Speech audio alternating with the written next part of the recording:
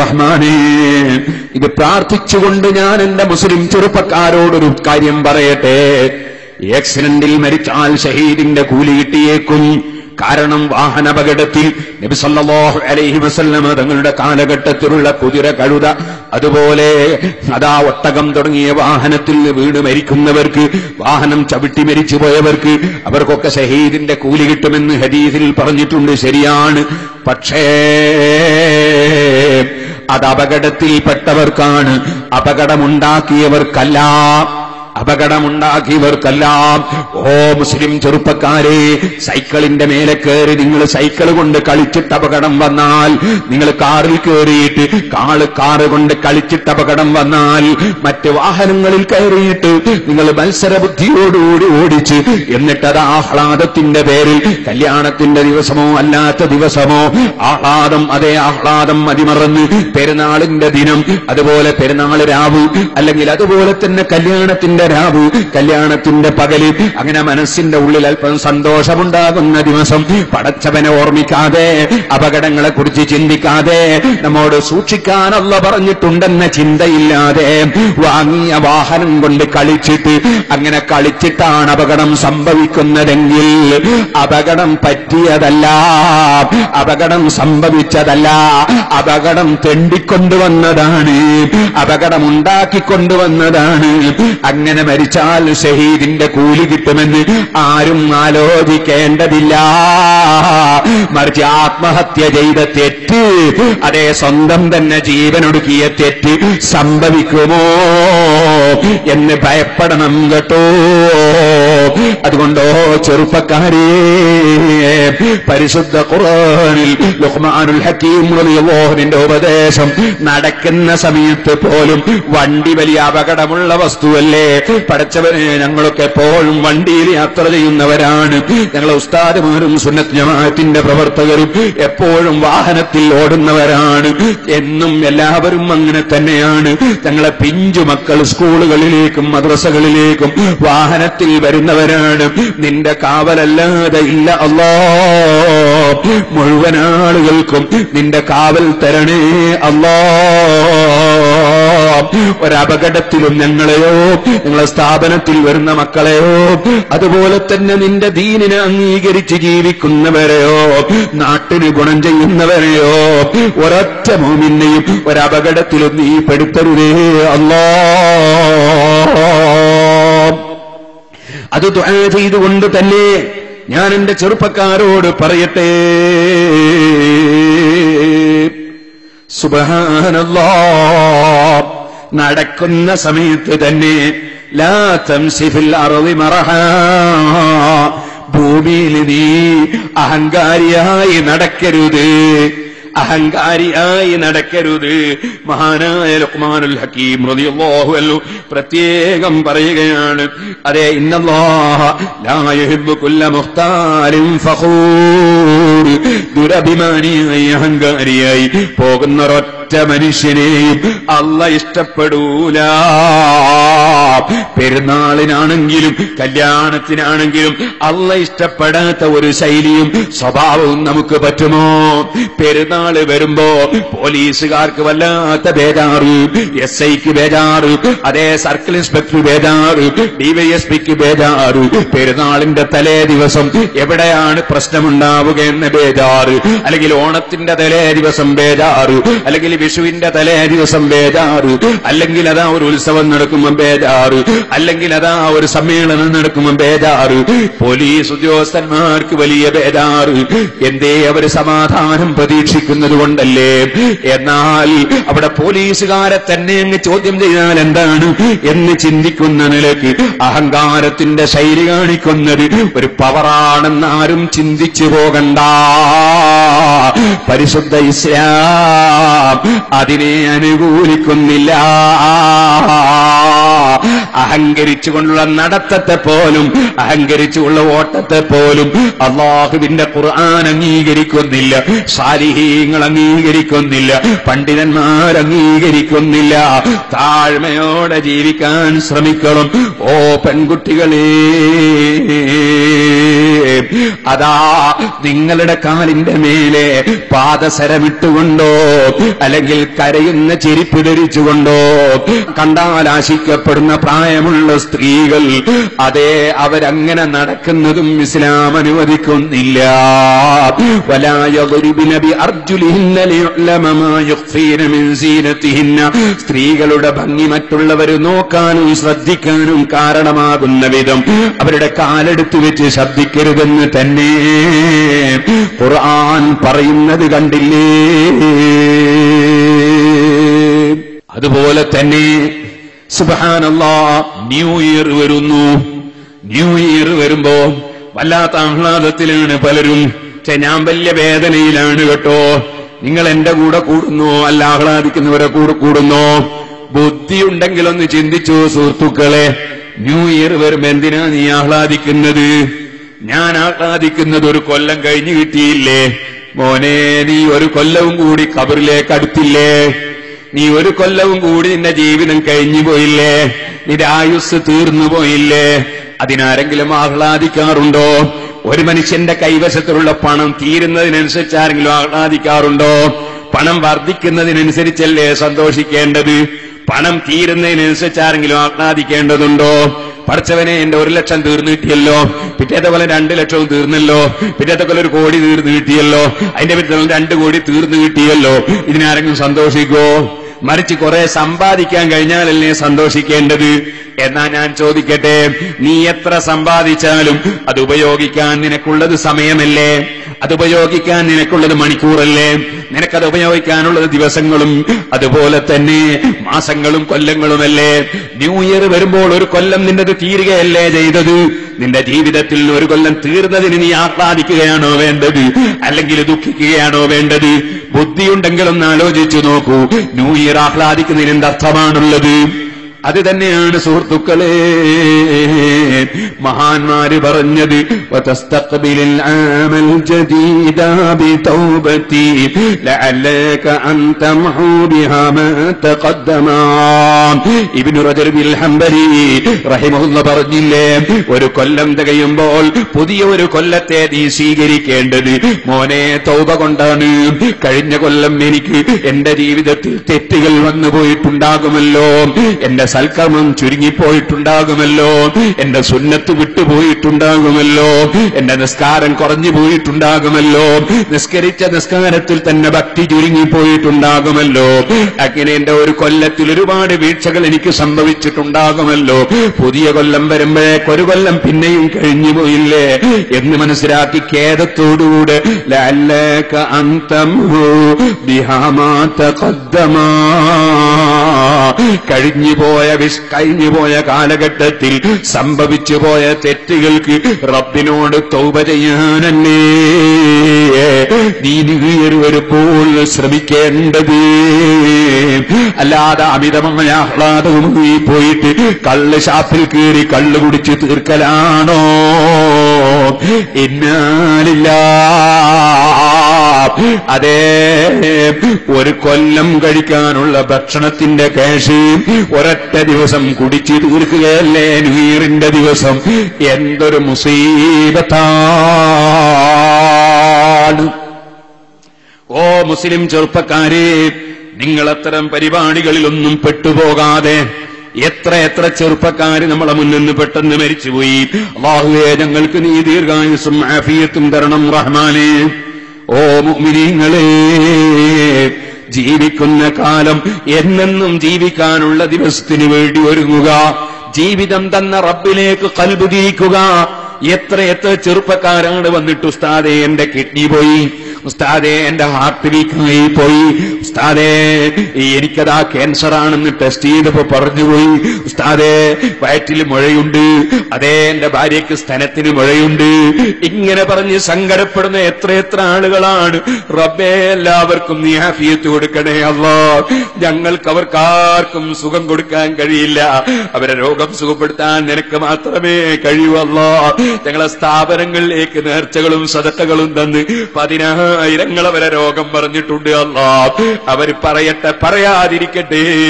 നിന്റെ ദീനിനെ സഹായിക്കുന്ന മുഴുവൻ ആളുകളുടെയും അവരുടെ ബന്ധപ്പെട്ടവരുടെയും എല്ലാ ചെറുതും വലുതുമായ രോഗങ്ങൾ ഞങ്ങൾക്കും അവർക്കും നീ സുഖപ്പെടുത്തണേ അല്ലാഹ്. ചെറുപ്പക്കാരാ, നിന്നെപ്പോലുള്ള മറ്റൊരു ചെറുപ്പക്കാരന് ക്യാൻസർ വരുമ്പോ, നിന്നെപ്പോലുള്ള മറ്റൊരു ചെറുപ്പക്കാരന് ഷുഗർ വരുമ്പോ, മറ്റൊരു ചെറുപ്പക്കാരന് കിഡ്നി രോഗം വരുമ്പോ നീ ഓർത്തോളണം, നീയും റബ്ബിന്റെ ഭരണത്തിലാണ്. നിന്റെ ആഹ്ലാദങ്ങളും അമിതമായ ആഹ്ലാദങ്ങളും അഹങ്കാരം പ്രകടിപ്പിക്കലും തുള്ളിച്ചാടിയുള്ള നടത്തവും വണ്ടി കൊണ്ടുള്ള കളിയും അതുപോലെ തന്നെ ടൗണിൽ വെച്ച് പടക്കം പൊട്ടിച്ചിട്ട് സുബ്ഹാനല്ലാഹ്, ടൗണിന്റെ നടുവിൽ വെച്ച് പടക്കം പൊട്ടിച്ച് ഒട്ടാകെ പുക ഉയർത്തിയിട്ട് വണ്ടി ഓടിക്കാൻ കഴിയാതെ സുബ്ഹാനല്ലാഹ്, തൊട്ടടുത്ത വീട്ടിലുള്ള കാളകൾക്കും പശുക്കൾക്ക് പോലും കിടന്നുറങ്ങാൻ കഴിയാതെ തൊട്ടടുത്ത വീട്ടിൽ ഉറക്കിക്കിടത്തിയിട്ടുള്ള ചെറിയ കുട്ടികളെ വളരെ താരാട്ട് പാട്ടിയിട്ട് ഉമ്മമാർ ഉറക്കിക്കിടത്തിയപ്പോൾ നിന്റെ പടക്കത്തിന്റെ ശബ്ദം കൊണ്ട് ആ കുഞ്ഞുങ്ങളെ ഞെട്ടി ഉണർന്ന് നിലവിളിച്ചു പോയി. ഭവിഷ്യത്തുകളെ കുറിച്ച് നീ ചിന്തിക്കുന്നില്ല. എത്ര പട്ടിണിക്ക് പട്ടിണി കിടക്കുന്ന ജനങ്ങളുണ്ട് ലോകത്ത്. അതേ സുഹൃത്തുക്കളെ, നമ്മുടെ സഹോദരന്മാർ, നിങ്ങളൊന്ന് ചിന്തിക്കൂ. ഗസയിലേക്ക്, ഫലസ്തീനിലേക്ക് ചിന്തിക്കൂ, ഇറാഖിലേക്ക് ചിന്തിക്കൂ, അഫ്ഗാനിസ്ഥാനിലേക്ക് ചിന്തിക്കൂ, സിറിയയിലേക്ക് ചിന്തിക്കൂ, ആസാമിലേക്ക് ചിന്തിക്കൂ. നമ്മുടെ സഹോദരീ സഹോദരന്മാർ ദിനേന പൊട്ടിത്തെറിക്കുകയല്ലേ, ചോര അതാ ചിന്തുകയല്ലേ. അവരതാ കുഞ്ഞുങ്ങളും പെണ്ണുങ്ങളും പ്രായമുള്ളവരും ഭാണ്ഡവും പേടി അഭയത്തിന് വേണ്ടി വീട്ടിൽ നിന്ന് ഇറങ്ങുകയല്ലേ.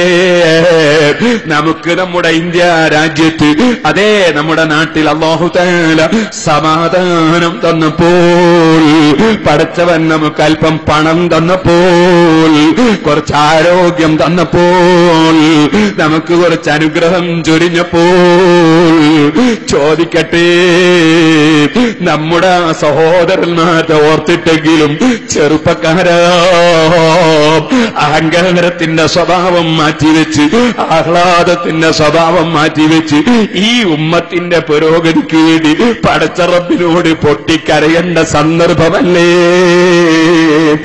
അല്ലാഹുവിന്റെ റസൂല് പഠിപ്പിച്ചില്ലേ, ഖിയാമത്ത് നാളിൽ ദീനിൽ നിന്ന് അകലുന്ന കാലം വരുമ്പോൾ യുസിക്കു അൻ തദാലൈകുമുൽ ഉമമു കമാ തദല്ലതു ഇലാ ഖസ്അതിഹാ, പ്ലേറ്റിൽ കൊണ്ടുവന്ന് വെച്ച ഭക്ഷണത്തിലേക്ക് 4 ഭാഗത്ത് വിരുന്ന് ഭക്ഷണം കഴിക്കുന്നവർ കൈനീട്ടും പോലെ മുസ്ലിം സമുദായത്തിലേക്ക് 4 ഭാഗത്തു നിന്നും കൈനീട്ടുന്നൊരു സമയം വരുമെന്ന് നബി സല്ലല്ലാഹു അലൈഹി വസല്ലം തങ്ങൾ പറഞ്ഞപ്പോ, അവമിന്ദില്ലത്തിന്നഹരു യൗമൈൻ യാ റസൂലല്ലാഹ്, ഞങ്ങളത് ന്യൂനപക്ഷമായത് കൊണ്ട്, ഞങ്ങൾ അംഗസംഖ്യ ചുരുങ്ങിപ്പോയത് കൊണ്ട് ഞങ്ങളിലേക്ക് എല്ലാവരും കൈനീട്ടുകയാണോ നബിയേ എന്ന് സഹാബത്ത് ചോദിച്ചപ്പോൾ, ലാ, ഒരിക്കലും നിങ്ങൾ അതാ ന്യൂനപക്ഷമല്ല.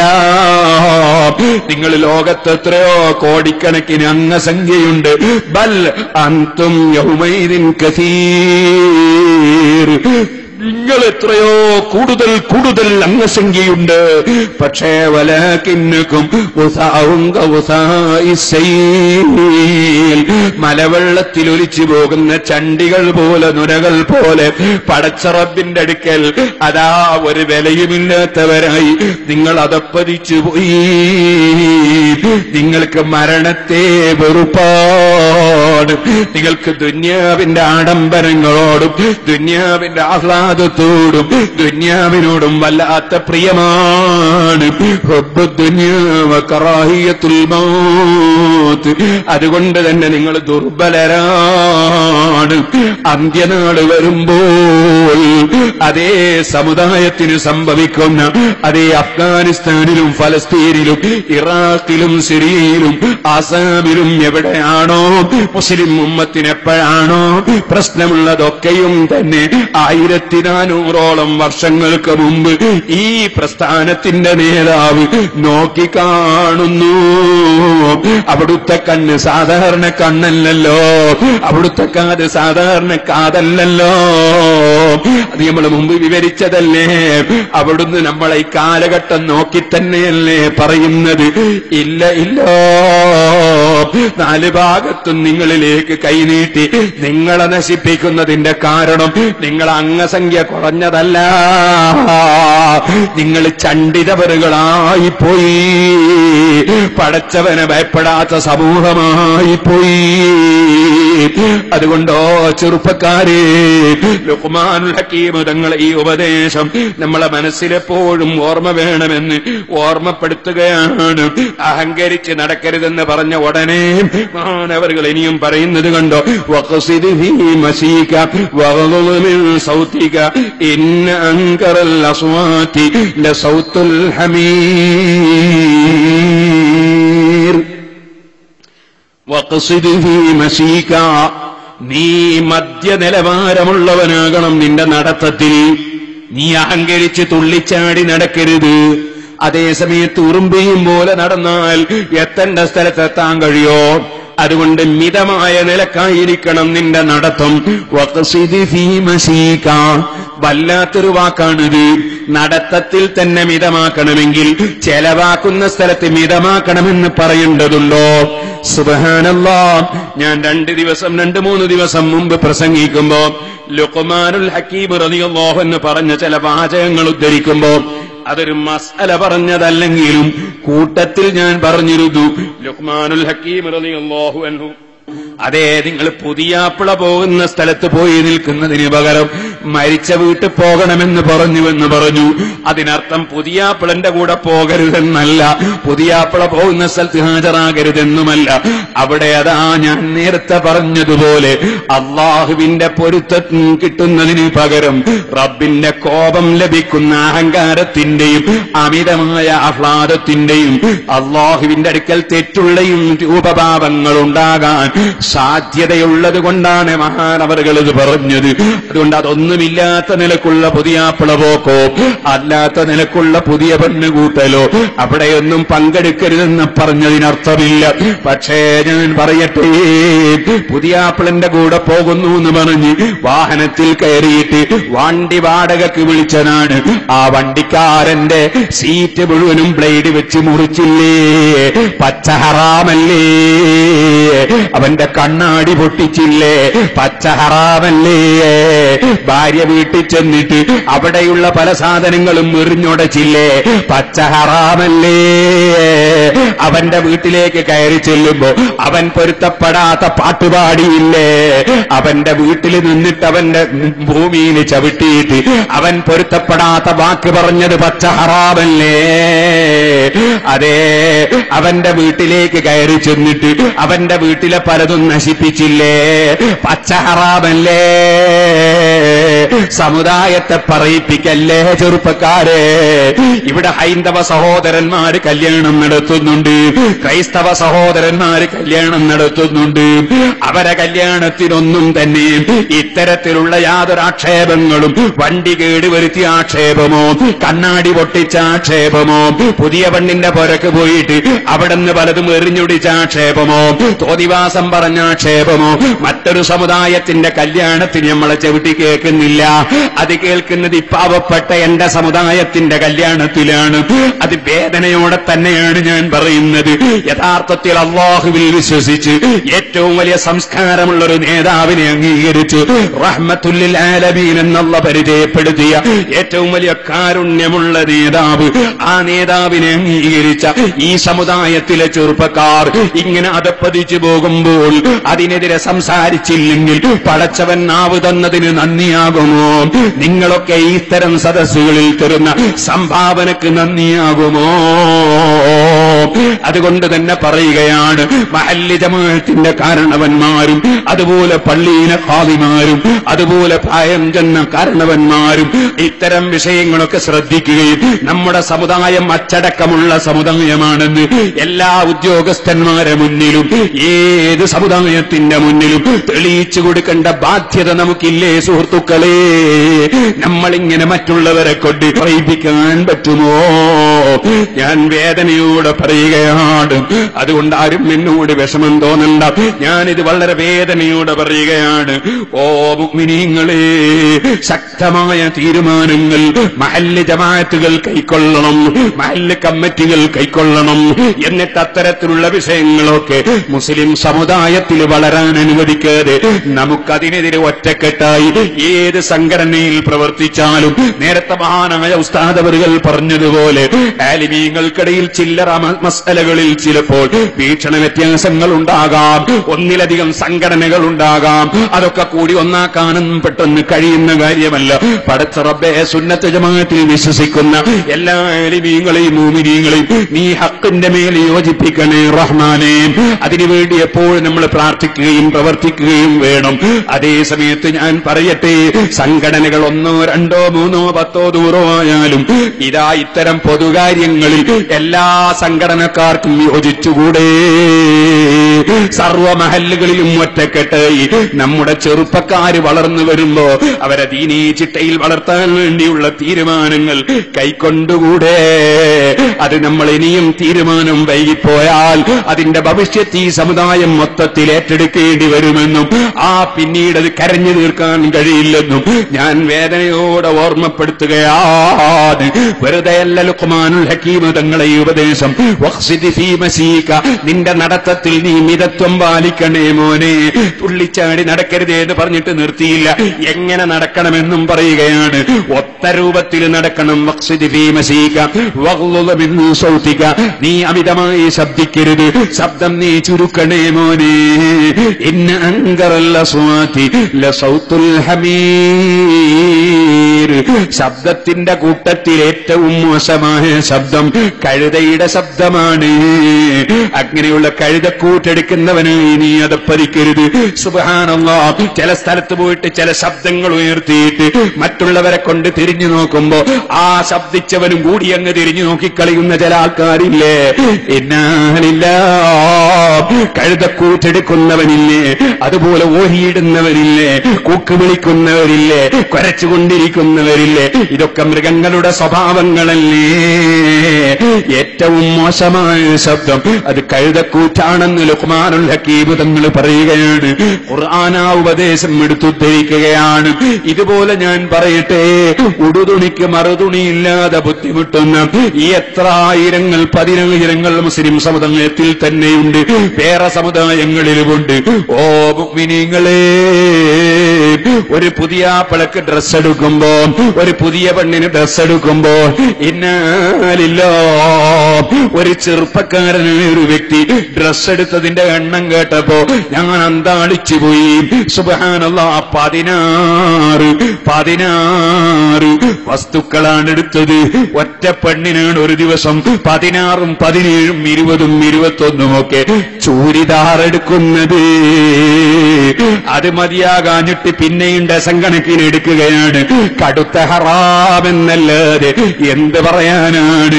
ഇന്നൽ മുബദ്ദിരീന കാനൂ ഇഖ്വാന ശയാത്വീൻ, ശൈത്താന്റെ കൂട്ടാളികൾ എന്നല്ലേ അമിതമായി ചെലവഴിക്കുന്നവനെ ഖുർആൻ നമ്മെ പരിചയപ്പെടുത്തുന്നത്. അള്ള തന്ന പണം വെറുതെ ചെലവഴിക്കാനാണോ, ധാരാളം ചെലവഴിക്കാനാണോ? എന്തേ ഖുർആനിന്റെ നിർദ്ദേശം?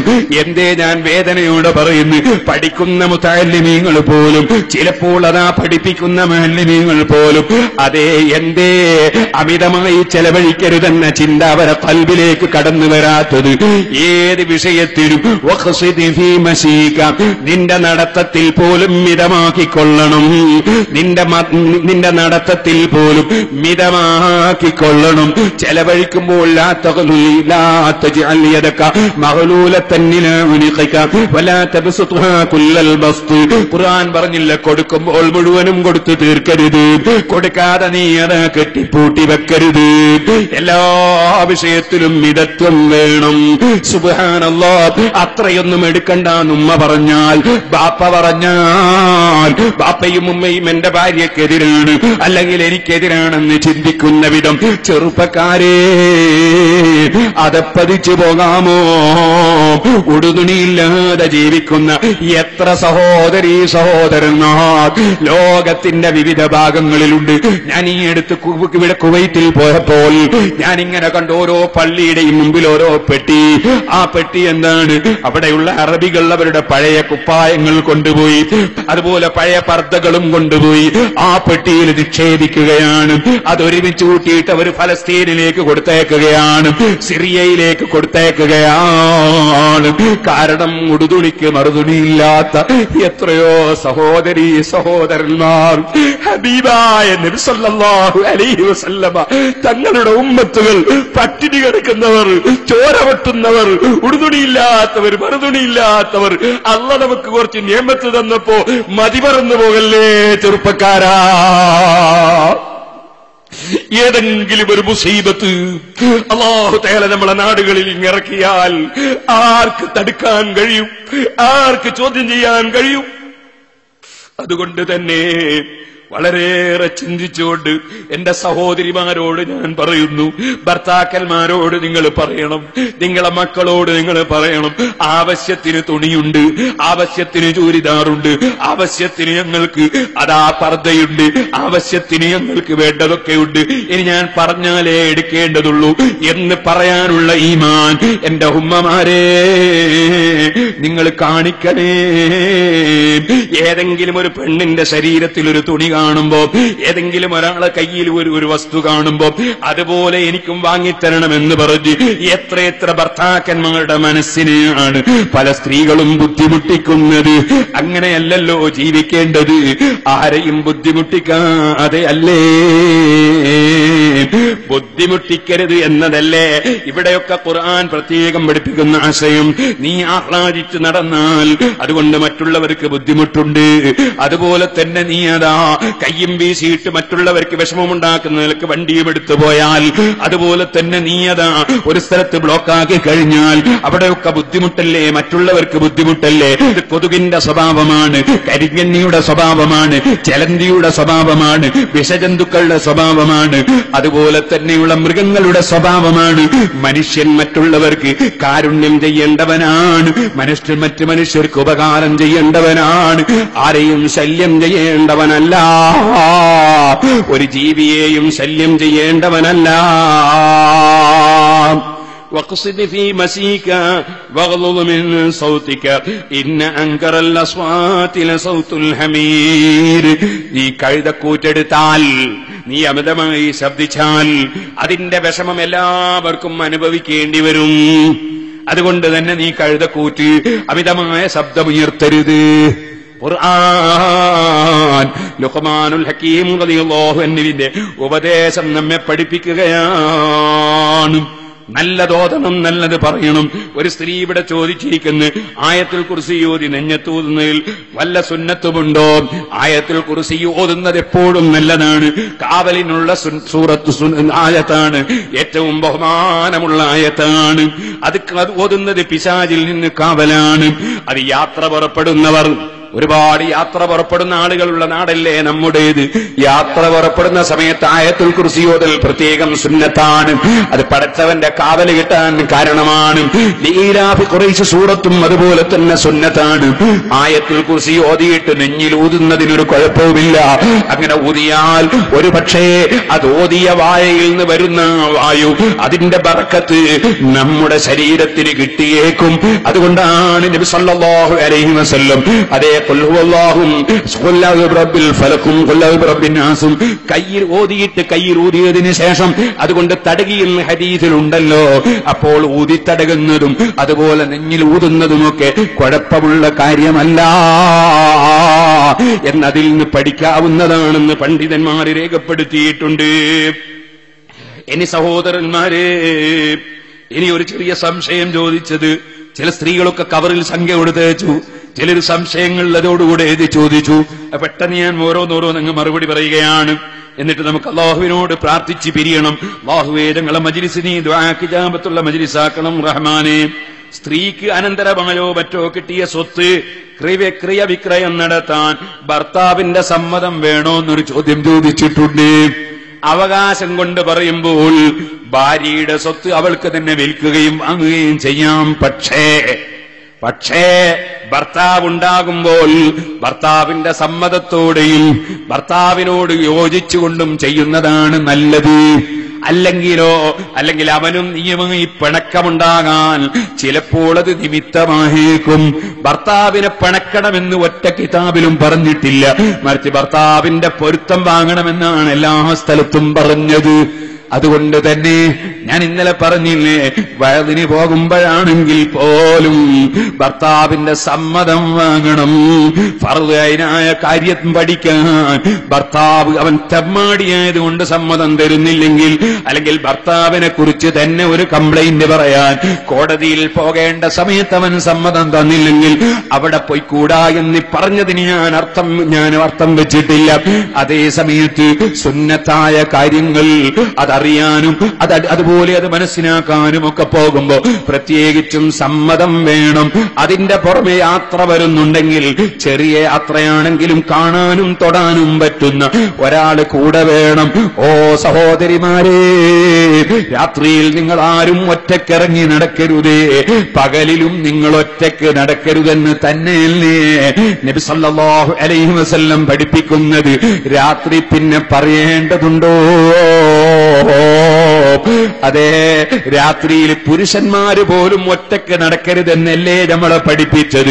അതേ, പോകുന്ന സമയത്ത് ഒരാളും കൂടെ ഉണ്ടാകുന്നതല്ലേ നല്ലത്. അങ്ങനെയല്ലേ പുരുഷന്മാർക്കും ഉത്തമം. എന്ന് വെച്ചിട്ടൊരു അത്യാവശ്യ കാര്യത്തിനൊരു പുരുഷനും ഒറ്റയ്ക്ക് എവിടെയും പോയിക്കൂടാ എന്ന് പറഞ്ഞതിനർത്ഥമില്ല. എന്നാലും കൂടെ ആളുണ്ടാകുന്നതാണ് നല്ലത്. എങ്കിൽ പിന്നെ സ്ത്രീകൾ ഒറ്റയ്ക്ക് പോകരുതെന്ന് പറയേണ്ടതുണ്ടോ? അതുകൊണ്ട് സ്ത്രീകളെ, ദീനിന്റെ നിയമങ്ങൾ നിങ്ങളെല്ലാം പാലിക്കണമെന്ന് പ്രത്യേകിച്ചും ഞാൻ ഓർമ്മപ്പെടുത്തുകയാണ്.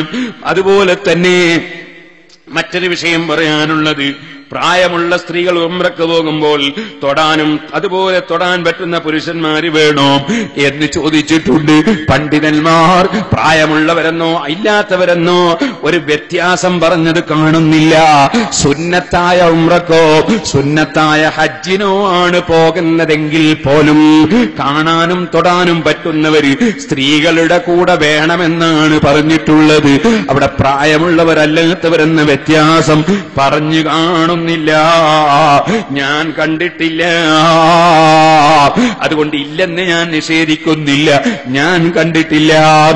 ഉംറ ഫർളായ ഉംറയുണ്ട്, ഹജ്ജും ഫർളായതുണ്ട്. ജീവിതത്തിലൊരു ഉംറ ഫർളാണ്, ജീവിതത്തിലൊരു ഹജ്ജും ഫർളാണ്. അതിന് കാണാനും തൊടാനും പറ്റുന്ന പുരുഷന്മാര് കൂടെ വരാനില്ലെങ്കിൽ അതാ കൂടുതൽ സ്ത്രീകൾ തന്റെ ഇടമുള്ള കൂടുതൽ സ്ത്രീകൾ കൂടെയുണ്ടെങ്കിൽ അവരുടെ കൂടെ പോകുന്നതിന് വിരോധമില്ല. അത് ഫർളിന് മാത്രമുള്ള നിയമമാണ്. ഇനി സുഹൃത്തുക്കളെ, നിസ്കാരം ജമ്മാക്കുന്ന വഴി ദൂരം എത്ര എന്ന് ചിലർ ചോദിച്ചിട്ടുണ്ട്. അതിന്റെ മറുപടി ഓർമ്മപ്പെടുത്തുന്നു. ഒരു 132 കിലോമീറ്ററാണ്. ആ കിലോമീറ്റർ ഉണ്ടെങ്കിൽ നമുക്ക് ഖസ്റും ജമ്മുമാക്കാമെന്നാണ് നിയമം. പക്ഷേ അതിന്റെ ഒരു പകുതിയും കൂടി ദൂരമുണ്ടെങ്കിൽ 4 റകഅത്തുള്ള നിസ്കാരം 2ആക്കി നിസ്കരിക്കുന്നതാണ് കൂടുതൽ ഉത്തമം. ചുരുക്കി നിസ്കരിക്കുന്നതാണ് ഉത്തമം. ജംഅ് ഒരിക്കലും ഉത്തമമായി വരുന്നില്ല. ജമ്മാക്കുന്നതിന് വിരോധമില്ല എന്ന് മാത്രമേ ഉള്ളൂ. കാരണം ശാഫിഈ മദ്ഹബിലാണ് യാത്രയ്ക്ക് വേണ്ടിയുള്ള ജംഉള്ളത്. ഹനഫി മദ്ഹബിൽ യാത്രയ്ക്ക് ജംഇല്ല. അവർക്ക് ഹജ്ജിന്റെ സീസണിൽ ഹജ്ജിന് പോകുന്ന ആളുകൾക്ക് ഹജ്ജിന്റെ കർമ്മം നിർവഹിക്കുമ്പോ മിനയിലും അറഫയിലുമൊക്കെ അവർക്ക് ഹജ്ജിന്റെ അമലായ നിലക്ക് അതാ അവർക്ക് പറയുന്നുണ്ട്, അവർക്ക് ജമ്മാക്കാൻ നിയമമുണ്ട്. പക്ഷേ നമുക്ക് ഹജ്ജിന് വേണ്ടി പ്രത്യേകം ജമ്മും ഖസ്റുമില്ല. നമുക്ക് യാത്രയുടെ ദൂരം പരിഗണിച്ച് അത്രയും കിലോമീറ്റർ ഉണ്ടെങ്കിലാണ് നമുക്ക് ഖസ്റും ജമ്മുമാക്കാൻ പറ്റുന്നത്. ശാഫിഈ മദ്ഹബ് അങ്ങനെയാണ്. അതുകൊണ്ട് മറ്റ് ചില മദ്ഹബിൽ ജംആക്കാൻ പാടില്ലാത്തതുകൊണ്ട് തന്നെ ജംആക്കൽ അത്ര നല്ല കാര്യമാണെന്ന് പറയേണ്ടതില്ല.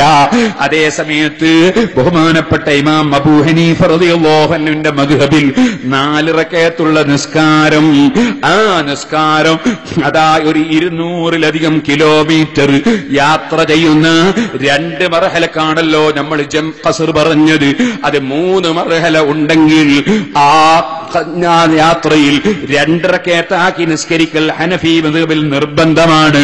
അതുകൊണ്ട് നമുക്കും ഖസ്റാക്കി നിസ്കരിക്കലാണ് പുണ്യമെന്ന് പണ്ഡിതന്മാർ രേഖപ്പെടുത്തിയിട്ടുണ്ട്. വളരെയേറെ രോഗമായി പോയ ഒരു മനുഷ്യൻ, അദ്ദേഹത്തിന്റെ രോഗത്തിന്റെ കാഠിന്യം കൊണ്ട് ജംആക്കാൻ പറ്റുന്ന ചില മസ്അലകൾ പണ്ഡിതന്മാർ പറഞ്ഞിട്ടുണ്ട്. ഒരേ സമയത്ത് വെവ്വേറെ നിസ്കരിക്കാൻ ഒരു നിൽക്കും കഴിയാത്ത രോഗം വരുമ്പോൾ അവർക്ക് ജംആക്കാൻ പറ്റുമെന്ന് പറഞ്ഞ പണ്ഡിതന്മാരുണ്ട്. ഒരു ചെറിയ ഖൗല് വളരെ ദുർബലമാണെങ്കിലും കാരണം ഇല്ലെങ്കിലും തഖ്ദീറിന്റെ പിന്തിച്ച് ജംആക്കാൻ പറ്റുമെന്നും തഖ്ദീമിന്റെ ജംആക്കാൻ പറ്റുമെന്നും ചില പണ്ഡിതന്മാർ പറഞ്ഞിട്ടുണ്ട്. അതനുസരിച്ച് ആരും പ്രവർത്തിക്കരുത്. പക്ഷേ ഇവിടെ ഒരാൾ ഒരു ചെറിയ സംശയം ചോദിച്ചിരിക്കുന്നു. ഓപ്പറേഷൻ ചെയ്തുകൊണ്ടിരിക്കുന്ന ഓപ്പറേഷന്റെ സമയത്ത് അവിടുന്ന് മാറി നിന്നാൽ രോഗി മരിച്ചു പോകുമെന്നോ മറ്റോ തോന്നുന്ന ഒരു ഡോക്ടർക്ക് ജംആക്കാൻ വകുപ്പുണ്ടോ യാത്രക്കാരനല്ലെങ്കിലും? അത്തരത്തിലുള്ളൊരു കുടുക്ക് കുടുങ്ങിയ സമയത്ത് കാരണം യാത്രയുടെ കാരണം ഇല്ലെങ്കിലും അത്തരം ഘട്ടത്തിൽ ജംആക്കാം എന്ന് പറഞ്ഞ ഖൗല് സ്വീകരിച്ചുകൊണ്ട് ഒരു ഡോക്ടർ ജംആക്കിയാൽ അദ്ദേഹം കുറ്റക്കാരനാവുകയില്ല എന്ന് സാന്ദർഭികമായി ഞാൻ ഉണർത്തുകയാണ്. അങ്ങനെ ചെയ്തു എന്ന് ഫത്വ കൊടുക്കാൻ വകുപ്പില്ല, വിധി പറയാൻ വകുപ്പില്ല. അത് പഠിച്ച ഒരു വ്യക്തിക്ക് അദ്ദേഹത്തിന് അങ്ങനെ ചെയ്താൽ അവൻ അല്ലാഹുവിന്റെ അടുക്കൽ കുറ്റക്കാരനാവുകയില്ല എന്ന് സാന്ദർഭികമായി ഉണർത്തുകയാണ്. ഇതുപോലെ ദൂരം പറഞ്ഞപ്പോ കോഴിക്കോട്ട് നിന്ന് വരുന്ന ഒരാള് അദ്ദേഹത്തിന്റെ നിസ്കാരം എന്തായാലും ഖളായി പോകും എന്ന് കണ്ടാൽ അദ്ദേഹത്തിന്റെ ദൂരം നമുക്ക് നാദാപുരത്തേക്ക് മതിയാകുന്നില്ല. അദ്ദേഹം ഖളാക്കാൻ പോവുകയാണ്. അങ്ങനെ ഖളാക്കുന്ന ഒരു മനുഷ്യൻ, അങ്ങനെ ഒരാൾ ഖളാക്കാൻ പോവുകയാണെങ്കിൽ അദ്ദേഹത്തിന് വലിയൊരു മുസ്ലിയാർ അതാ യാത്ര ചുരുങ്ങിയ യാത്രയാണെങ്കിലും കുടുങ്ങിയാൽ ജംആക്കാന്നൊരു ഖൗലുണ്ട് എന്ന് ഖൗല് പറഞ്ഞു കൊടുത്തിട്ട് ആ ഖൗലനുസരിച്ച് അദ്ദേഹം ജംആക്കിയാൽ അദ്ദേഹത്തിന്റെ നിസ്കാരം ഖളാകാതെ ഒത്തുകിട്ടിയാൽ നല്ലതല്ലേ? അതുകൊണ്ട് ആ ഖൗല് പറഞ്ഞു കൊടുക്കുന്ന മുസ്ലിയാരെ കുറ്റം പറയേണ്ടതില്ല. പക്ഷേ അതൊക്കെ എപ്പോഴും ഉപയോഗിക്കാമെന്ന് മനസ്സിലാക്കി ഉപയോഗിക്കാൻ വേണ്ടി നമ്മുടെ നിസ്കാരം അങ്ങനെ ജംആക്കരുത്. നമ്മുടെ ഖൽബിലേക്കാണ് അല്ലാഹുവിന്റെ നോട്ടം. അല്ലാഹുവിന്റെ നോട്ടം നമ്മുടെ ഖൽബിലേക്കാണ്. അത് നമ്മളെപ്പോഴും ഓർമ്മിക്കണം. അത് പതിവാക്കാൻ വേണ്ടി പറഞ്ഞതല്ല. കുടുങ്ങുന്ന സമയത്ത് ഖളായി പോകാതിരിക്കാൻ വേണ്ടി അങ്ങനെ ആരെങ്കിലും ആ ഖൗല് സ്വീകരിച്ചാൽ അവർ കുറ്റത്തിൽ നിന്ന് ഒഴിവായേക്കാം. സഹോദരന്മാരെ, ഫർളായ ഹജ്ജിന് ഉപ്പയുടെയും ഉമ്മയുടെയും സമ്മതം വേണമെന്നൊരു സംശയം ചോദിച്ചവരുണ്ട്. ഉപ്പാനോടും ഉമ്മാനോടും സമ്മതം ചോദിച്ചിട്ടാണ് എല്ലാ കാര്യവും ചെയ്യേണ്ടത്. പക്ഷേ അവർ സമ്മതിച്ചില്ലെങ്കിലും ഫർളായ ഹജ്ജിന് പോകാം എന്ന് നിയമമുണ്ട്. സമ്മതം ചോദിക്കൽ എല്ലാത്തിനും ചോദിക്കണം. ഏത് ചോദിക്കാതെ ഒരു സംഗതിക്കും പോകരുത്. സമ്മതിച്ചില്ലെങ്കിലും ഫർളായ ഹജ്ജും ഉംറയുമാണെങ്കിൽ പോകാം, സുന്നത്തായതിന് പോയിക്കൂടാ. അങ്ങനെയാണ് പണ്ഡിതന്മാര് പറഞ്ഞിട്ടുള്ളത്. സഹോദരന്മാരെ, ഞാൻ നീട്ടുന്നു. ഇനി ആരും ചോദ്യം കൊടുത്തേക്കണ്ട. മരിച്ച വീട്ടിൽ 40 ദിവസം കഴിയുന്നതുവരെ വാതിലടക്കാൻ പാടില്ലെന്നും കുളിപ്പിച്ച സ്ഥലത്ത് വെളിച്ചം കെടുത്താൻ പാടില്ലെന്നും പറഞ്ഞത് ശരിയാണോ? അത് ശരിയല്ല. 40 ദിവസം വരെ വാതിലടക്കുന്നതിന് ഒരു കുഴപ്പവും ഇല്ല. കുളിപ്പിച്ച സ്ഥലത്ത് വെളിച്ചം വെക്കേണ്ട യാതൊരു ആവശ്യവും ഇല്ല. ഈ അങ്ങനെ യാതൊരു ആവശ്യവും ഇല്ല. പിന്നെ ആ കുളിപ്പിച്ച സ്ഥലത്ത് ആരെങ്കിലും പോകുന്നുണ്ടെങ്കിൽ വെളിച്ചം വേണം, ടോർച്ച് കയ്യിലുണ്ടായാൽ മതി. ഇരുട്ടിൽ പോകാൻ പാടില്ല, അത് കുളിപ്പിച്ച സ്ഥലത്തും പോകാൻ പാടില്ല, അല്ലാത്ത സ്ഥലത്തും പോകാൻ പാടില്ല. 40 കഴിക്കുന്നതിന്റെ വിധി എന്താണ് ഉസ്താദ് വിശദീകരിക്കാമോ? 40 കഴിക്കണമെന്നില്ല, താനേ കഴിഞ്ഞു പോയിക്കോളും. അതേ സമയത്ത് 40 മരിച്ച വീട്ടിൽ 40 ദിവസം ഖുർആൻ ഓതുകയും 40 ദിവസം മരിച്ച മയ്യിത്തിന്റെ പേരിൽ ദുആ നടത്തുകയും 40 ദിവസം മരിച്ച മയ്യിത്തിന്റെ പേരിൽ സദഖ നൽകുകയും ഇല്ലെങ്കിൽ കുറെ ദിവസമൊക്കെ നടത്തി എന്നിട്ട് 40ാമത്തെ ദിവസം മരിച്ച മയ്യിത്തിന്റെ പേരിൽ ഖുർആൻ ഓതുകയും ദുആ നടത്തുകയും ഭക്ഷണം കൊടുക്കുകയും ചെയ്യുന്നത് അതൊരു വലിയ പുണ്യകർമ്മമാണ്. ഇനി അത് വളരെ പുണ്യകർമ്മമാണ്, മയ്യിത്തിന് വലിയ ഫലം കിട്ടുന്ന കാര്യമാണ്. ബഹുമാനപ്പെട്ട അഹ്മദ് ബിൻ ഹംബൽ റളിയല്ലാഹു അൻഹു പറഞ്ഞു, 40 ദിവസത്തിലിടക്കെങ്കിലും ഒരു ഖത്മ നിങ്ങൾ ഖുർആൻ ഓതി തീർക്കണം. അപ്പൊ 40 ദിവസം കൊണ്ട് ഒരു ഖത്തം ഓതി തീർക്കുക എന്നത് അത് പ്രത്യേകമായി ഇമാമിയങ്ങൾ പറഞ്ഞിട്ടുണ്ട്. അതുകൊണ്ട് പഴയ കാലത്ത് 40 ദിവസം കൊണ്ട് ഒരു ഖത്തം ഓതി തീർക്കും.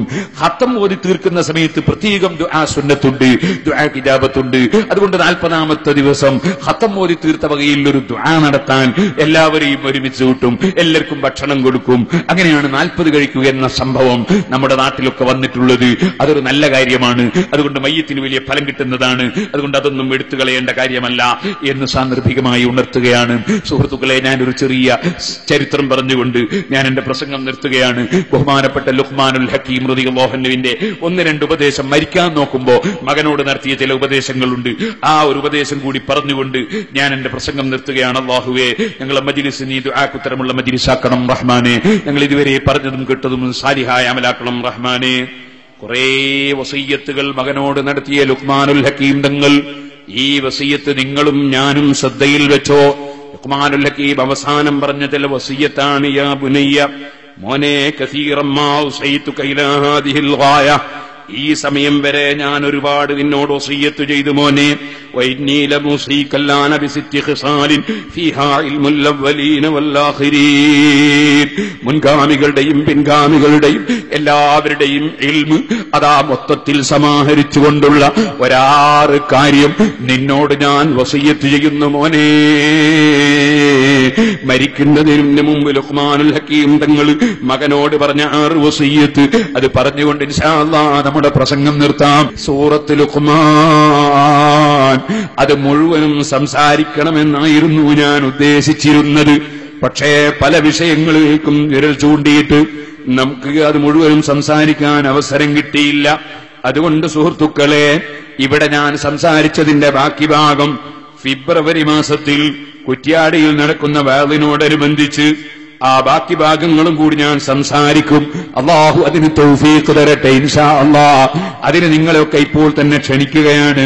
അത് ഫെബ്രുവരി 18, 19 ഫെബ്രുവരി 19, 20, 21, 22 4 ദിവസം ഇൻഷാ അല്ലാഹ് കുറ്റ്യാടിയിൽ സംസാരിക്കുന്നുണ്ട്. അന്ന് സൂറത്ത് ലുഖ്മാനിന്റെ ബാക്കി ഭാഗം ഞാൻ സംസാരിക്കും. നിങ്ങൾ കുറിച്ചു വെക്കണം. നിങ്ങളൊക്കെ വന്നത് പൂർണ്ണമായി കേൾക്കണം. അല്ലാഹു എനിക്കും നിങ്ങൾക്കും അതിനവസരം തരട്ടെ. റബ്ബേ, ഞങ്ങൾക്ക് നീ ദീർഘായുസ് തരണം റഹ്മാനെ. നിന്റെ ദീനിന്റെ ഖിദ്മത്തിന് തൗഫീഖ് ഏറ്റി തരണം റഹ്മാനെ. മരണം എല്ലാവർക്കും ഉള്ളതാണ്. ഈ പാവപ്പെട്ട എനിക്കുമുണ്ട്, നിങ്ങൾക്കുമുണ്ട്. അല്ലാഹുവേ, പെട്ടെന്നുള്ള മരണങ്ങൾ ഞങ്ങളെ നീ കാക്കണേ റഹ്മാനെ. പെട്ടെന്ന് ഞങ്ങൾ ആരെയും നീ മരിപ്പിക്കരുത് റഹ്മാനെ. അപകട മരണങ്ങളിൽ പെടുത്തരുത് റഹ്മാനെ. മരിക്കുന്ന സമയത്ത് മക്കളോട് വസിയ്യത്ത് ചെയ്യാൻ, മരിക്കുന്ന സമയത്ത് കൂടെയുള്ളവരോട് എന്റെ മരണം അടുത്തിട്ടുണ്ടെന്ന നിലക്ക് പറയാനുള്ള വിഷയങ്ങളൊക്കെ പറഞ്ഞു വെക്കാൻ നീ ഞങ്ങൾക്ക് അവസരം തരണേ റഹ്മാനെ. നിന്റെ പൊരുത്തത്തിൽ ഞങ്ങൾക്കും ഞങ്ങളെ സ്നേഹിച്ച മുഴുവൻ മുഅ്മിനീങ്ങൾക്കും മുഅ്മിനാത്തുകൾക്കും ഞങ്ങളെ വഅദിൽ പങ്കെടുത്തവർക്കും റബ്ബേ, സംഭാവനകൾ തന്നവർക്കും ഞങ്ങൾക്കെല്ലാവർക്കും നീ ദീർഘായുസ്സും ആഫിയത്തും തന്ന് മരിക്കുന്ന സമയത്ത് കാമിലായ ഈമാനോടെ ആഖിബത്ത് നന്നാക്കി മരിപ്പിക്കണം റഹ്മാനേ. നേരത്തെ വാഗ്ദത്തം ചെയ്ത സംഖ്യ വലിയൊരു സംഖ്യയുടെ ചെക്ക് ഇവിടെ ഇപ്പോൾ വന്ന് എന്നെ കേൾപ്പിച്ച എന്റെ സ്നേഹിതൻ അബ്ദുല്ലഹാരി അടക്കം അതുപോലെ പലരും സംഭാവനകൾ തന്നവരുണ്ട്. റബ്ബേ, അവരുടെ ബിസിനസ്സുകളിൽ നീ ബർക്കത്ത് ചെയ്യണം റഹ്മാനെ. എല്ലാവർക്കും ഇൻഷാ അല്ലാഹ് നമുക്ക് ദുആ ചെയ്യാം.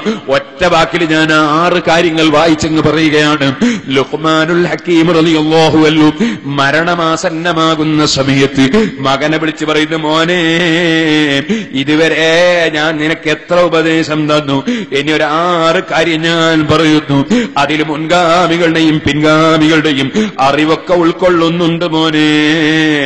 ഒന്നാമത്തെ വിഷയം, അല്ലാ തസ്മില നഫ്സക ബിദ്ദുനിയ ഇല്ലാ ബിഖദ്രി മാ ബഖിയ മിൻ ഉംരിക. നീ ദുനിയാവുമായി കെട്ടി പറയുമ്പോ, ദുനിയാവിന്റെ ജോലിയിലാകുമ്പോ, നീ അതാ ദുനിയാവിലെ നിനക്ക് എത്ര കൊല്ലം ബാക്കിയുണ്ട്, ആയുസ് എത്ര ഉണ്ടെന്ന് നോക്കിയിട്ട് അക്കണക്കിന് മാത്രമേ നീ ദുനിയാവുമായി നീ അതാ ബന്ധപ്പെടാവൂ. എനിക്ക് ദുനിയാവിൽ ഇനി എത്ര കൊല്ലമുണ്ടെന്ന് ചിന്തിക്കുക. ആ കൊല്ലത്തിന് വേണ്ടിയാണ് ഞാൻ എന്റെ ബിൽഡിങ്ങുകളൊക്കെ നിർമ്മിക്കുന്നത്, ഞാൻ എന്റെ സ്ഥാപനങ്ങളൊക്കെ ഉണ്ടാക്കുന്നത്, എന്റെ ബിസിനസ്സൊക്കെ തുടങ്ങുന്നത്, എന്റെ എസ്റ്റേറ്റുകളൊക്കെ എടുക്കുന്നത്. അതൊക്കെ എന്റെ ബാക്കിയുള്ള ജീവിതം എത്രയാണോ അത്രയും കൊല്ലത്തേക്കാണ്. ആ ബോധത്തോടെ നീ ദുനിയാവിന്റെ ജീവിത ശൈലി, ദുനിയാവിന്റെ സുഖലിൽ നീ സുഖലാവുക മോനെ. രണ്ടാമത്തത്, ഉഅ്ബുദു റബ്ബക ബിഖദ്രി ഹവായിജിക ഇലൈഹി. നിനക്ക് അല്ലാഹുവിലേക്കുള്ള ആവശ്യം എത്രയാണോ അത്രയും കണക്കിലെടുത്ത് നീ ഇബാദത്തെടുത്തു. അല്ലാഹുവിലേക്ക് നിനക്ക് ആവശ്യം എത്രയുണ്ടോ അതനുസരിച്ച് നീ ഇബാദത്തെടുത്തു മോനെ. മൂന്നാമത്തെ കാര്യം, ഇഹ്മൽ ലിൽ ആഖിറതി ബിഖദ്രി മാ തുരീദുൽ മഖാമ ബിഹാ. ആഖിറത്തിൽ നിനക്ക് എത്ര കാലമാണ് സ്വർഗം വേണ്ടത് അതിന്റെ എണ്ണം കണക്കിലെടുത്ത് അതിന് മാത്രം നീ ആഖിറത്തിലേക്ക് പണിയെടുത്തോ. അവിടെ എത്ര കൊല്ലമെന്നൊന്ന് ചിന്തിക്കുക. എന്നിട്ട് അതിന് മാത്രം ഇവിടെ പണിയെടുത്തോ, അതിന് മാത്രം ഇവിടെ കൊടുത്തോ, അതിന് മാത്രം ഇവിടെ ഫർളും സുന്നത്തും എടുത്തോ, അതിന് മാത്രം തെറ്റുകളിൽ നിന്ന് മാറി നിന്നോ. നാലാമത്തത് മോനെ, വറാബിയു ലിയകുൻ സുഖലുക ഫീ ഫകാകി റഖബതി മിനൻ നാരി മാ ലം തദ്ഹർ ലക നജഅതു മിൻഹാ. നരകത്തിൽ നിന്നുള്ള മോചനം നിനക്ക് ഉറപ്പ് കിട്ടിയിട്ടില്ലല്ലോ. അതുകൊണ്ട് തന്നെ നിന്റെ ജോലിയൊക്കെ നിന്റെ ശരീരമൊന്ന് നരകത്തിൽ നിന്ന് രക്ഷപ്പെടുത്താൻ വേണ്ടിയായിരിക്കുക. അല്ലാഹുവേ, നിന്റെ നരകാഗ്നിയിൽ ഒരു സെക്കൻഡും ഞങ്ങളെ കൊണ്ട് താങ്ങാൻ കഴിയൂല. ഇവിടെയുള്ള തീയിന്റെ 70 ഇരട്ടി ചൂടുള്ള ജഹന്നമിൽ ഇവിടുത്തെ തീ തന്നെ ഞങ്ങളെ കൊണ്ട് സഹിക്കാൻ കഴിയൂല. ഇവിടുത്തെ തീ കൊണ്ട് തിളച്ച വെള്ളം, ആ വെള്ളത്തിൽ നിന്നൊരു തുള്ളി ഞങ്ങളെ കണ്ണിലേക്ക് തെറിച്ചാൽ, ഞങ്ങളെ മുഖത്തേക്ക് തെറിച്ചാൽ ഞങ്ങൾ തുള്ളിപ്പോകും. ഞങ്ങൾക്ക് സഹിക്കാൻ കഴിയൂല.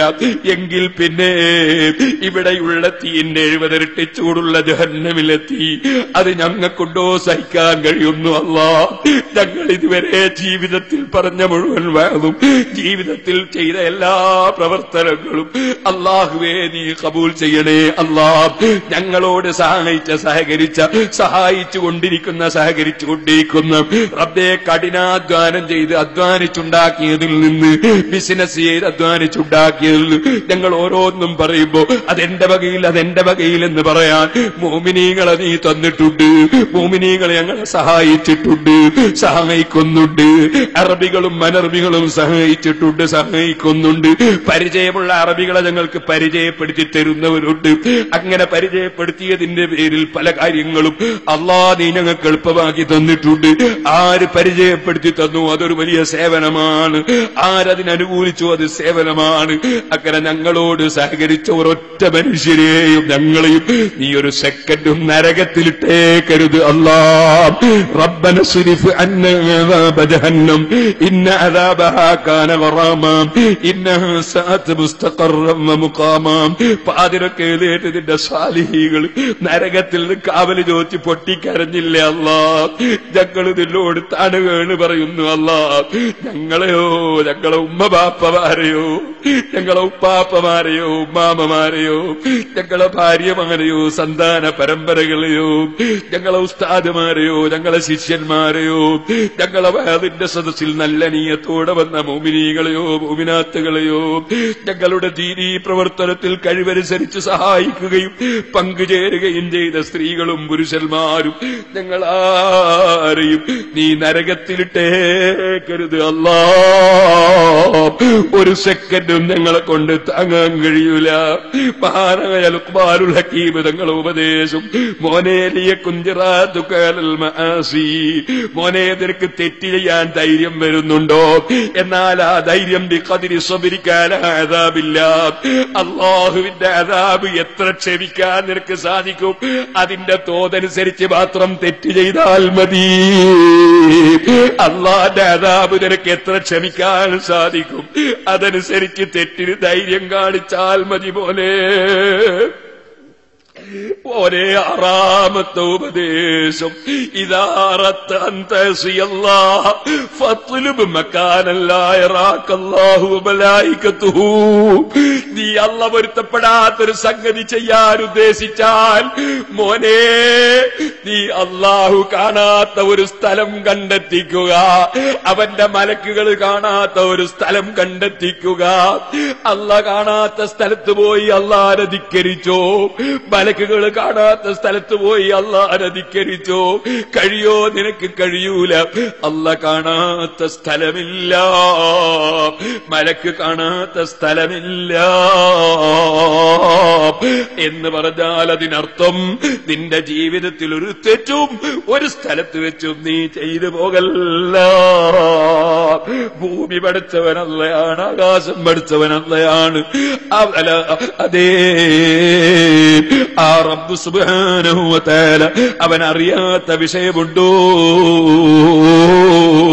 അതുകൊണ്ട് നിന്റെ ജീവിതത്തിൽ ഒരു സ്ഥലത്ത് വെച്ചും അല്ലാഹുവിനെ ധിക്കരിച്ചു പോകല്ല, അല്ലാഹുവോട് തെറ്റ് ചെയ്തു പോകല്ല. ഉപദേശം മഹാനായ ലുഖ്മാനുൽ ഹക്കീം റളിയല്ലാഹു അൻഹു മകനോട് ഉപദേശിക്കുന്നു. ആ ലുഖ്മാനുൽ ഹക്കീം തങ്ങൾ പിന്നെ അവിടുന്ന് പറഞ്ഞ മറ്റൊരു ഉപദേശം അതുകൂടി പറഞ്ഞങ്ങ് നിർത്താം. യാ ബുനയ്യ, മോനെ, ഇഖ്തരിൽ മജാലിസ അലാ ഐനിക ഫൈദാ റഅയ്തൽ മജ്ലിസ യദ്കുറുല്ലാഹു ഫീ ഫജ്ലിസ് മഅഹും, ദിക്ർ ചൊല്ലുന്ന സദസ്സ് നീ കണ്ടാൽ, പടച്ചവനെ സ്മരിക്കുന്ന സദസ്സ് നീ കണ്ടാൽ അവരെ കൂടെ നീ ഇരുന്നോ മോനെ. കാരണം നീ വിവരമുള്ളവനാണെങ്കിൽ അല്ലാഹുവിനെ ഓർമ്മിപ്പിക്കുന്ന സദസ്സിൽ നിന്ന് നിനക്കും വിവരം കൂടുതൽ കിട്ടിയെന്ന് വരും. നീ വിവരമില്ലാത്ത വിഡ്ഢിയാണെങ്കിൽ നിനക്ക് ആ വിവരം നൽകുന്ന റബ്ബിനെ ഓർമ്മിപ്പിക്കുന്ന സദസ്സിൽ നിന്ന് ഒരുപാട് വിവരം കിട്ടിയെന്ന് വരും മോനെ. അതാ ഏതെങ്കിലും ഒരു മനുഷ്യൻ തെറ്റ് ചെയ്യാനോ ഒരു മനുഷ്യനെ ആക്രമിക്കാനോ ഒരുങ്ങുന്നുണ്ടെങ്കിൽ നീ അവന്റെ കൂടെ ഒരിക്കലും ഇരുന്നേക്കരുത് മോനെ. പടച്ചവനെ ഓർമ്മിപ്പിക്കാത്ത സദസ്സുകളിൽ, ഗീബത്തിന്റെ സദസ്സുകളിലും നമീമത്തിന്റെ സദസ്സുകളിലും, യാ ബനയ്യ തബഅദ് ലാ തജ്ലിസിൽ ഫിൽ മജ്ലിസിൽ ലദീ ലാ യുദ്കറുല്ലാഹ്, അല്ലാഹുവിനെ ഓർമ്മിപ്പിക്കാത്ത സദസ്സിൽ പോയി നീ ഇരിക്കല്ല മോനെ. നീ ആലിമാണെങ്കിൽ നിന്റെ ഇൽമു കൊണ്ട് ഉപകരിക്കൂല, വിഡ്ഢിയാണെങ്കിൽ നിന്റെ വിഡ്ഢിത്തം ആ സദസ്സിന് വർദ്ധിക്കും മോനെ. അതാ പടച്ചവൻ വെറുക്കാൻ കാരണമാകുന്ന ഒരൊറ്റ സദസ്സിലും നീ പോകല്ലേ മോനെ. വലാ തഖ്തബിന്ന അംറൻ റഅബദ്ദിറാഇനി യുസ്ഖു ദിമാഅൽ മുഅ്മിനീൻ, മുഅ്മിനീങ്ങളെ ആക്രമിക്കാൻ ഒരുങ്ങുന്ന മനുഷ്യന്റെ കൂടെ, അതിനുവേണ്ടി കൈകാറ്റിയ മനുഷ്യന്റെ കൂടെ നീ ഒരിക്കലും അക്രമികളെ കൂടെ ചേരല്ലേ മോനെ. പടച്ചവനതാ ഒരു ദിവസം നിന്നെയും കൊല്ലുന്നൊരു ദിവസമുണ്ട് കേട്ടോ.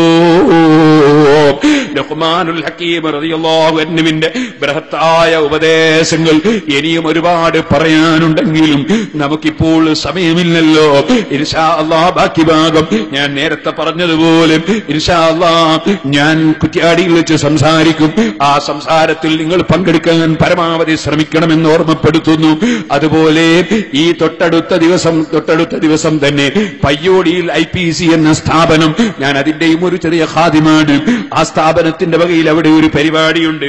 ആ പരിപാടിയിലും 2-3 ദിവസം പ്രസംഗിക്കാനുണ്ട്. അത് ഈ വരുന്ന 9, 10, 11 തീയതികളിലാണ്. അതിനും ഞാൻ പ്രത്യേകമായി നിങ്ങളെ ക്ഷണിക്കുകയാണ്. അതിന്റെ പുറമെ ഇൻഷാ അല്ലാഹ് തലശ്ശേരിയിൽ വളരെ അത്യാവശ്യമായി ഒരു 2-3 ദിവസം പ്രസംഗിക്കണമെന്ന് ഉദ്ദേശിച്ചിട്ടുണ്ട്. വേറെ ഏതെങ്കിലും ഒരു സൂറത്താണ് ഇൻഷാ അല്ലാഹ് സംസാരിക്കുക. ആ തലശ്ശേരിയിലെ പരിപാടിയിലും നിങ്ങളെല്ലാം പങ്കുചേരാൻ വേണ്ടി ശ്രമിക്കണം. ഒരിക്കലും അത് നഷ്ടപ്പെട്ടു പോകുന്ന വിഷയമല്ല. അത് റബ്ബിന്റെ അടുക്കൽ ഫലവത്താകുന്ന വിഷയമാണെന്നും അതിന് നിങ്ങളൊക്കെ സഹകരിക്കണമെന്നും ഈ സമയത്ത് നിങ്ങളോട് ഉണർത്തി ഞാൻ എന്റെ വാക്കുകൾ അവസാനിപ്പിക്കട്ടെ. അർഹമുർ റഹീമീനായ അൽ മലിക്കുൽ ജബ്ബാറായ രാജസയ്യിദായ റഹ്മാനേ, ഞങ്ങളെ മജ്‌ലിസ് നീ ദുആക്ക് ഇജാബത്തുള്ള നീ പൊരുത്തപ്പെട്ട മജ്‌ലിസാക്കണം റഹ്മാനേ. അർഹമുർ റഹീമീനായ അല്ലാഹ്, ഞങ്ങൾ നിന്റെ പരിശുദ്ധ ഖുർആനിൽ നിന്ന് ഓതിയതും ഞങ്ങൾ ചൊല്ലിയ ദിക്റുകളും നീ സർവ്വസലാത്തുകളും ഇതുവരെ പറഞ്ഞ ഓരോ വാക്കുകളും നീ സ്വീകരിക്കണേ അല്ലാഹ്. ഞങ്ങൾ ഓതിയതിന്റെ പ്രതിഫലം ഞങ്ങൾക്ക് തരുന്നതുപോലെ നിന്റെ ഹബീബായ നബി സല്ലല്ലാഹു അലൈഹി വസല്ലമ തങ്ങൾക്കും എല്ലാ മഹാന്മാരെ ഹളറത്തിലും ഞങ്ങളെ ഉമ്മബാപ്പമാർ, ഉസ്താദുമാര്, ശിഷ്യന്മാര്, ഭാര്യമാര്, സന്താനങ്ങൾ, കുടുംബങ്ങളിലും സഹോദരീ സഹോദരന്മാർ, ബന്ധപ്പെട്ടവർ, ഭർത്താക്കന്മാർ, അതുപോലെ ഞങ്ങളെ കൂട്ടത്തിൽ ആരിൽ നിന്ന് ആര് മരിച്ചുപോയോ, ഞങ്ങളുടെ സ്റ്റേജുകളിലും സദസ്സുകളിലും പങ്കെടുത്ത ഏതൊക്കെ മുഅ്മിനീങ്ങൾ മരിച്ചുപോയോ, അല്ലാഹുവേ ഏതൊക്കെ ആലിമീങ്ങളും സയ്യിദന്മാരും ഞങ്ങളെ വിട്ടു പിരിഞ്ഞു പോയോ, ഞങ്ങൾക്ക് സംഭാവനകളും സഹായങ്ങളും തന്ന് ഞങ്ങളെ പ്രോത്സാഹിപ്പിച്ച ഏതെല്ലാം മുഅ്മിനീങ്ങൾ മരണപ്പെട്ടു പോയോ, ഞങ്ങളിവിടെ പേര് പറഞ്ഞവരും പറയാത്തവരും അല്ലാഹുവേ നിനക്കൊന്നും തന്നെ അറിയാത്തതില്ലല്ലോ.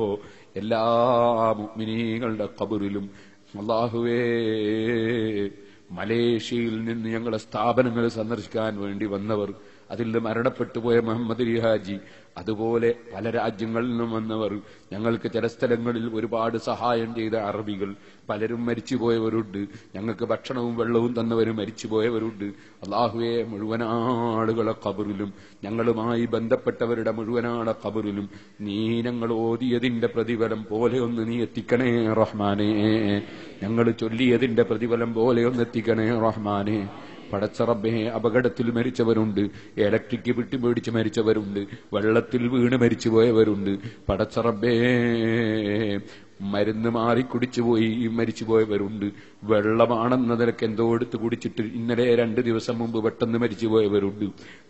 റബ്ബേ, ഏത് മരണപ്പെട്ടവരുണ്ടോ എവിടെയുണ്ടോ അവരെല്ലാവരുടെ ഖബറിലും നിങ്ങൾ ഓതിയതും ചൊല്ലിയതും പോലൊരു പ്രതിഫലം നീ എത്തിക്കണേ റഹ്മാനേ.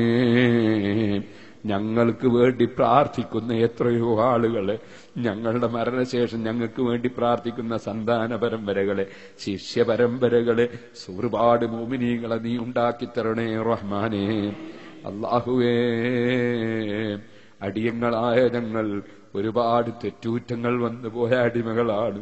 ഈ പാവപ്പെട്ടവന് 7 ദിവസം ഇവിടെ സംസാരിച്ചു, അതുപോലെ പല സ്ഥലത്തും സംസാരിക്കുന്നു. അത് നീ തരുന്ന കഴിവുകൊണ്ട്, നീ തരുന്ന അറിവുകൊണ്ട്, നിന്റെ ഉദ്ദേശപ്രകാരം, നിന്റെ തീരുമാനപ്രകാരം ചെയ്യുന്ന കാര്യത്തിൽ എനിക്കൊരവകാശവും അധികാരവും ഇല്ല റഹ്മാനെ.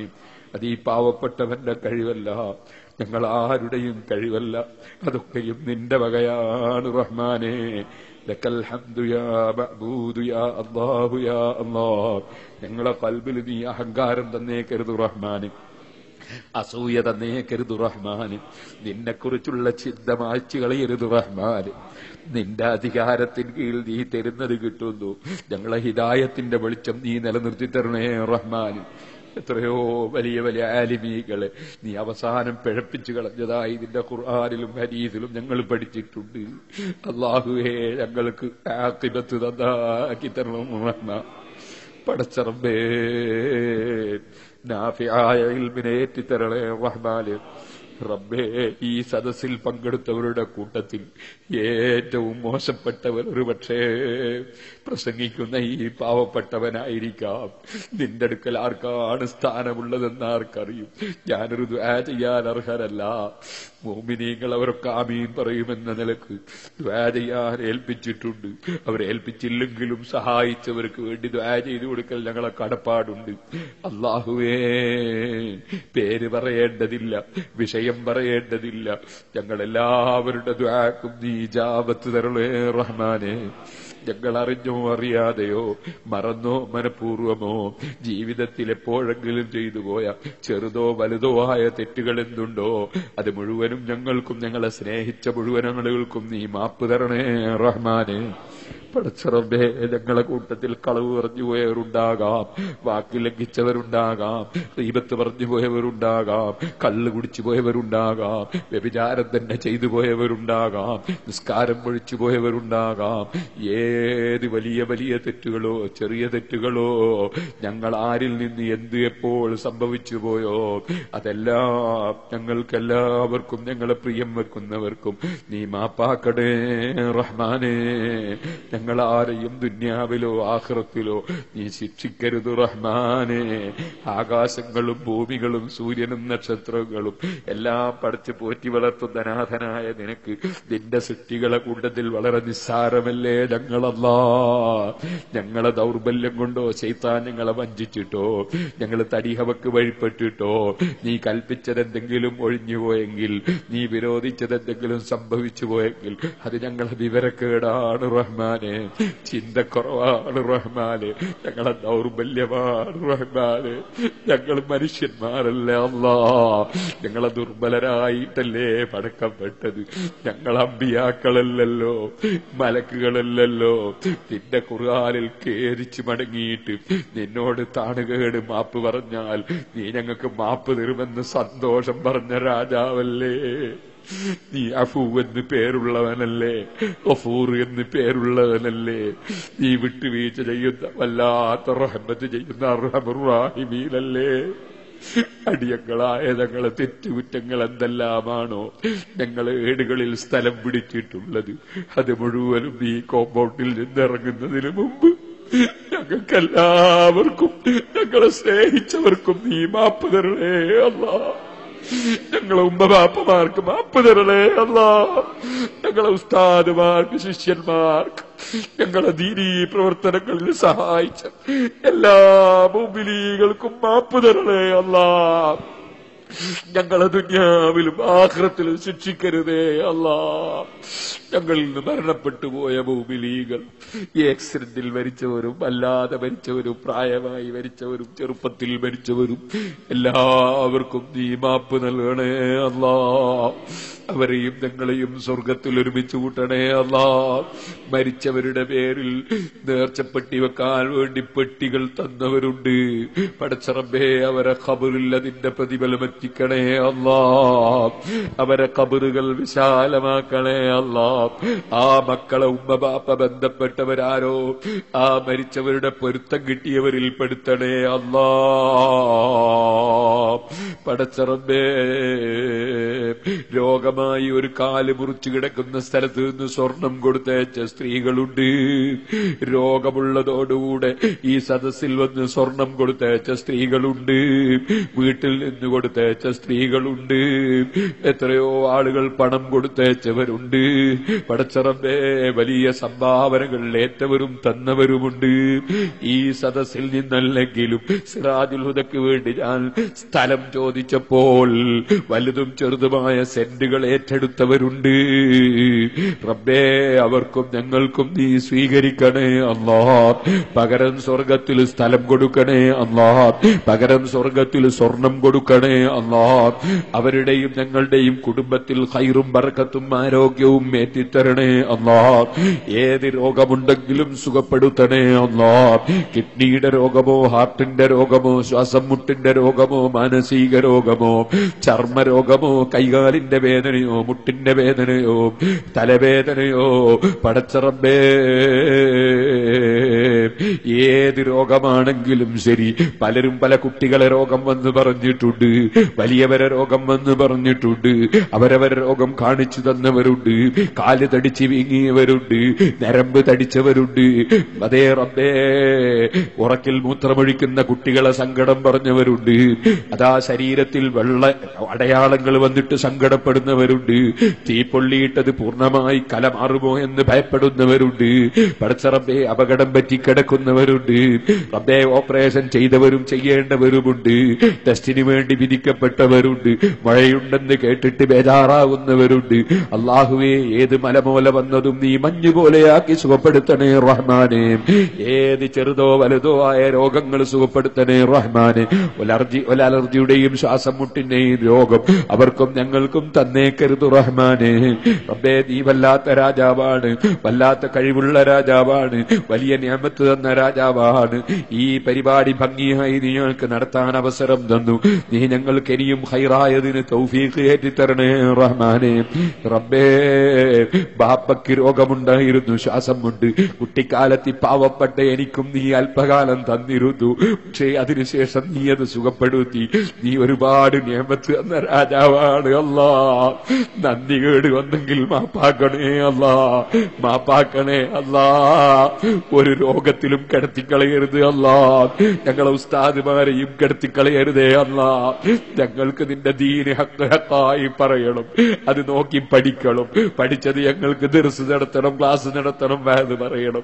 ഞങ്ങൾക്കതിന് മരണം വരെ ആയുസ്സും ആഫിയത്തും ഏറ്റിത്തരണേ അല്ലാ. റബ്ബേ, ഞങ്ങൾ നിന്റെ ദീനിന് വേണ്ടി തുടങ്ങി വെച്ച സ്ഥാപനങ്ങൾ, പദ്ധതിയിട്ട സ്ഥലങ്ങൾ എന്തൊക്കെയുണ്ടോ അതൊക്കെ നീ എളുപ്പമാക്കി തരണേ അല്ലാ. ഞങ്ങൾ നിന്റെ ഖജനാവ് കണ്ടു വാങ്ങിയ കടങ്ങൾ അത് നീ തന്നെ വീട്ടിത്തരണേ അല്ലാ. കടത്തിൽ വലഞ്ഞ പലരുമുണ്ട്, മുഴുവൻ കടകളും നീ ഏറ്റെടുത്ത് വീട്ടിത്തരണേ അല്ലാ. പടച്ച റബ്ബേ, ബിസിനസ്സുകൾ തുടങ്ങിയവരുണ്ട്, തൊട്ടടുത്തു തന്നെ ഏത് പേരിലെങ്കിലും തുടങ്ങിയിട്ട് അത് ആ ബിസിനസ് ഭീഷണിയാകുമോ എന്ന് പേടിക്കുന്നവരുണ്ട്. റബ്ബേ, അത് വേണ്ട. മോമിനികൾ ആര് ബിസിനസ് തുടങ്ങിയോ അവരെല്ലാവരുടെ ബിസിനസ്സുകളിലും നീ ബർക്കത്ത് കൊടുക്കണേ അല്ലാ. പരസ്പരം അസൂയയും വാശിയും ഒന്നും ഉണ്ടാക്കാതെ എല്ലാവർക്കും നല്ലത് ചിന്തിക്കാനുള്ള ഭാഗ്യം കൊടുക്കണേ അല്ലാ. ആരും ആരെയും വഞ്ചിക്കാതെ ചതിക്കാതെ നല്ല ജീവിതം കൊടുക്കണേ അല്ലാ.